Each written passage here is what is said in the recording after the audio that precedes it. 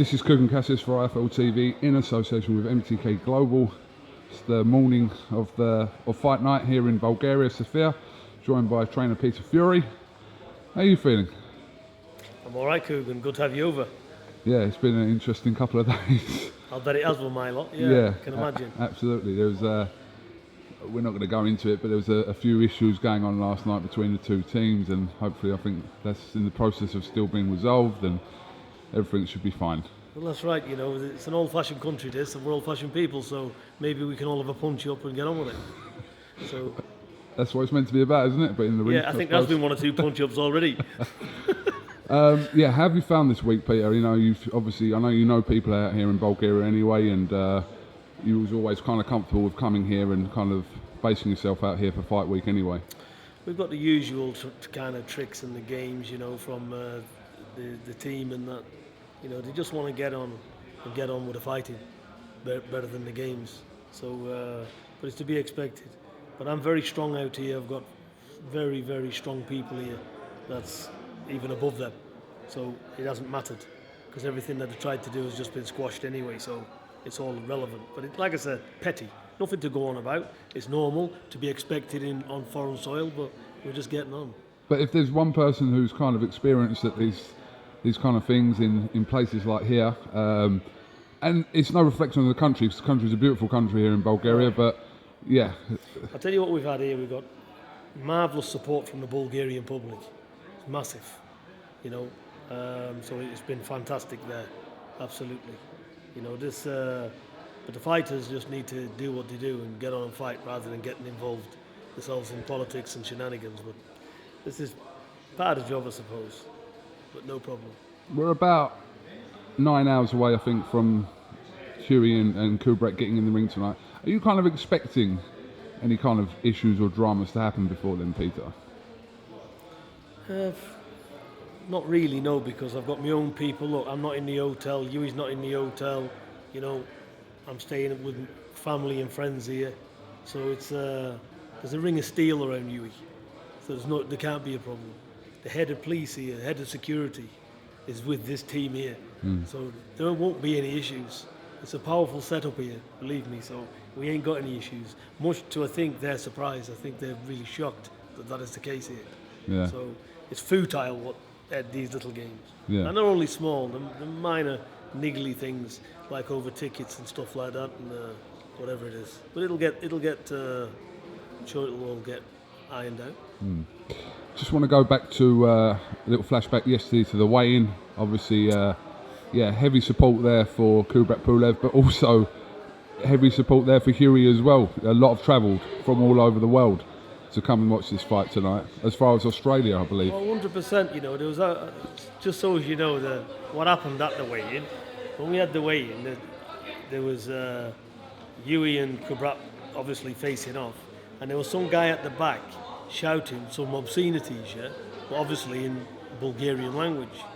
So as soon as the head-to-head's finished, I said to Ivalo, I said, that kid there, I said, he's not fighting, is he? I said, tell him, I said, he's got a lot to say, he can have a fight with one of my lot right now. I said, so they can square off right now. So I said, he's had a big mouth. I said, they can have a fight right here, right now, put it there. So obviously they've made me at the back and they've come charging in like a steam train, haven't they? Because that's what they do, isn't it? They want to fight. So, but that was all that was. It was somebody from their team being a bit clever. It's like me standing at the back of a fighter and being a cheeky bastard, isn't it? I've got no arsehole when I'm doing that. Let the men fight. They're doing it. Let them fight. Don't be a cheeky fucker at the back. Yeah. And that's what I said. I said him at the back, nice and quietly. Everyone heard him, we could all hear him. Yeah. I said, let him have a fight with one of my lot here. And no such thing. He was nowhere to be seen when he thought he had to have a fight. So this is what you get. But like I said, it's all fun and games, but prepared for anything really. Nothing matters.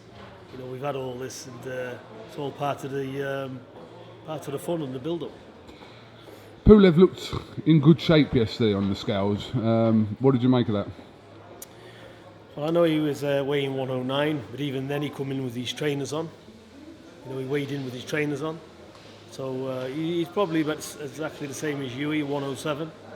Could take a kilo off for your trainers. So he's in very good shape. I look back at his previous fights when he was also around 236, 240 pounds, and he was in nowhere near the shape he is then, what he is now as far as muscle tone's concerned. So for me, looking at it, I'm always susceptible. Hughie gets tested rigorously. Got tested with UCAD. He signed up to the VADA testing Hughie. He's on every testing government there is. He got tested the other day, just before the weigh-in actually. He had a urine test. So I just said to my lot, it'd be interesting to see how the testing's gone with him.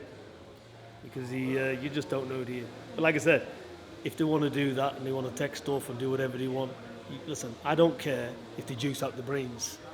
They ain't got a juice on the chin, have they? So don't be hyped up by all the shape. What you're looking at with Hughie, is a natural heavyweight.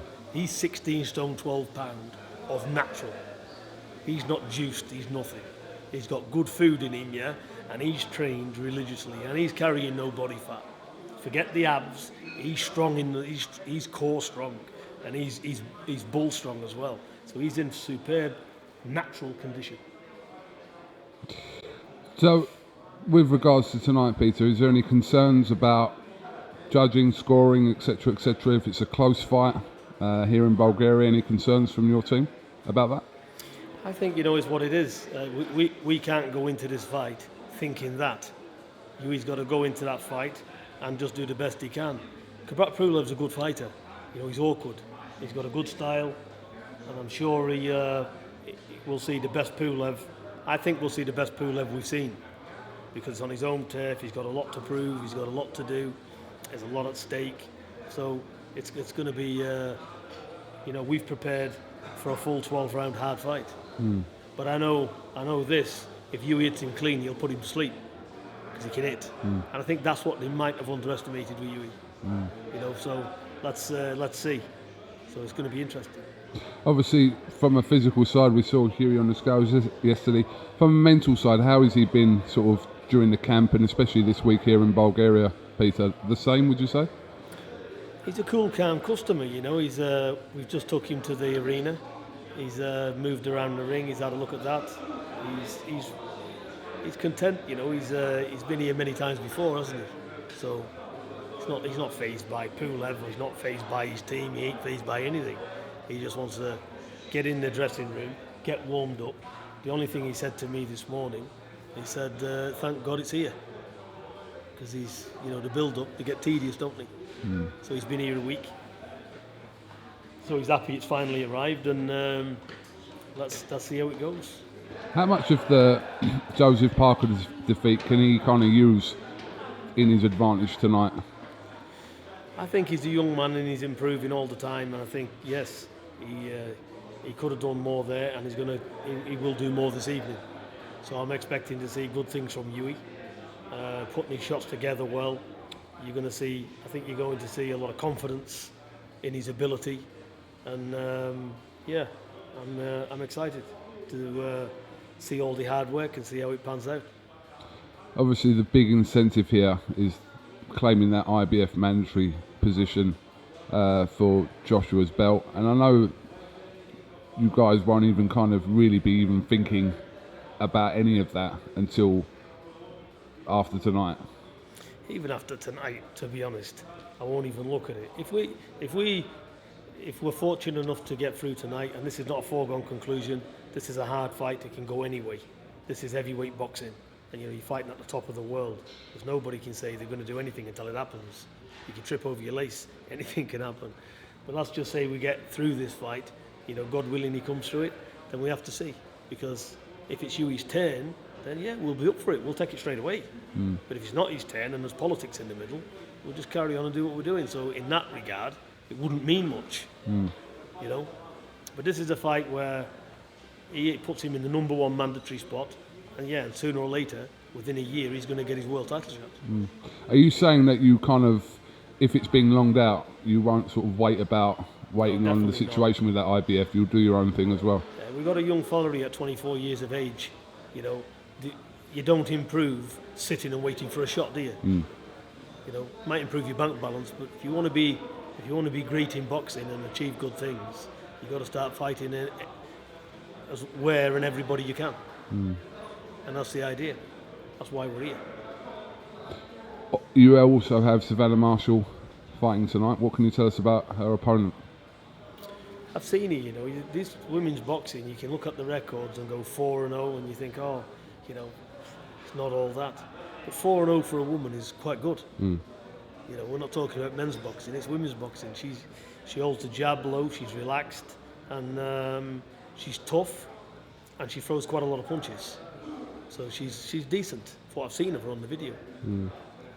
It's kind of one of the main targets for next year is Claressa Shields for Savannah. Is that realistic? Yeah, again, you know, Savannah will go on. She's fighting on the MTK card on the 9th of November. So she's getting busy.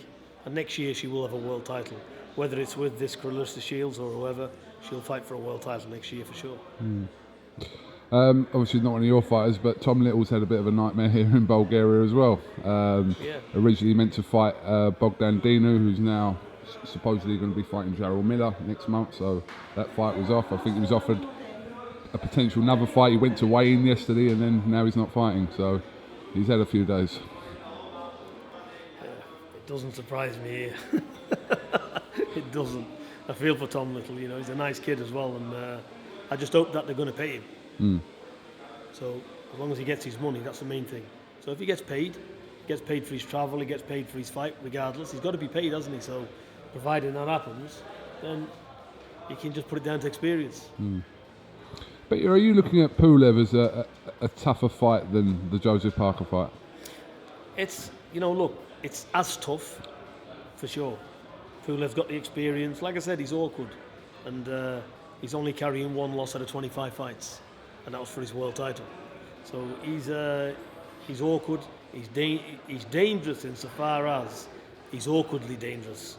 He fires quick shots at unexpected times. You know, he seems to lean back off his feet, so he's not easy to nail, Pulev. You know, I think he'll give anybody problems. You know, but it's just, you know, it's one of them, isn't it? You know, what can you say? Downsides with him. Is he ever going to be a world champion?